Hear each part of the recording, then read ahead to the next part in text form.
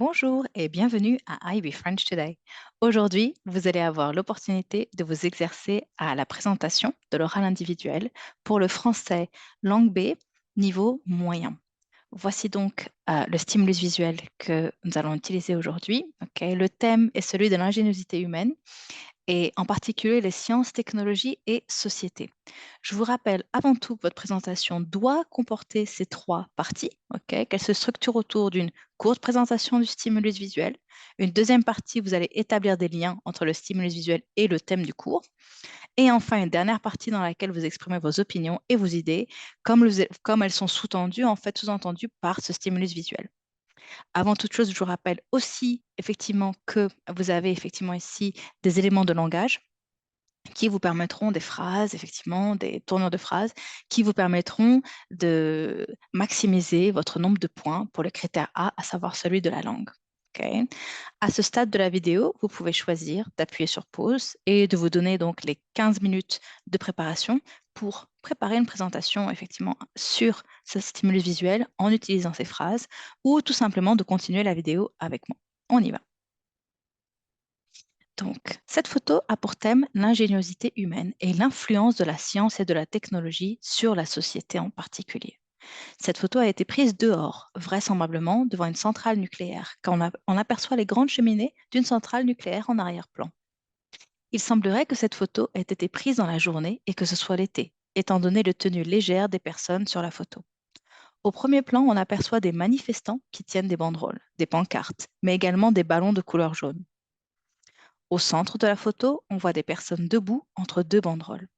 Une banderole de Greenpeace, sur laquelle on devine le célèbre visage du tableau de Munch, le cri, reproduit en utilisant le symbole de la radioactivité.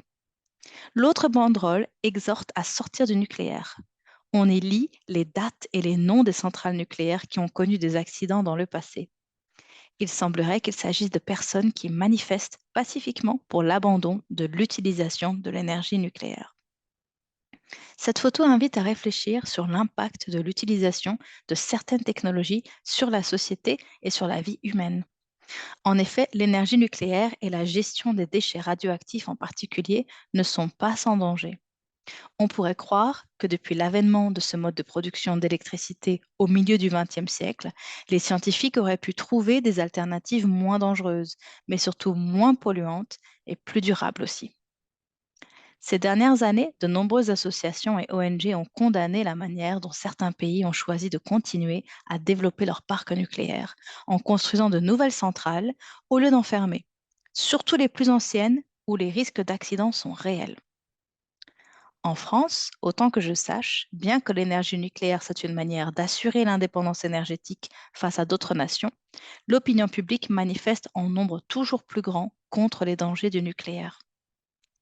En ce qui me concerne, je pense qu'à l'avenir, de nouvelles découvertes scientifiques et des progrès technologiques rendront l'énergie nucléaire obsolète.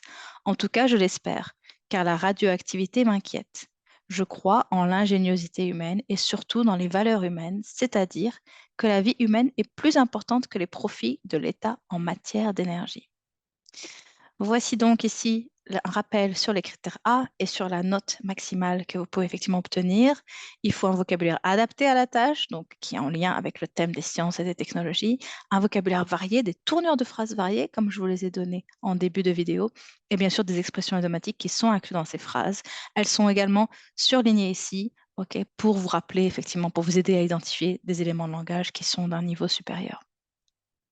Et enfin, le critère B, je vous rappelle qu'il faut absolument que ce dont vous parlez soit adapté, soit euh, en relation explicite, ok, implicite également avec ce qu'il y a sur le stimulus visuel. Ok. Inclut votre opinion qui doit effectivement, de toute façon, dériver de ce stimulus visuel. Voilà, j'espère que cela vous aura été utile. Merci beaucoup et à bientôt. Au revoir.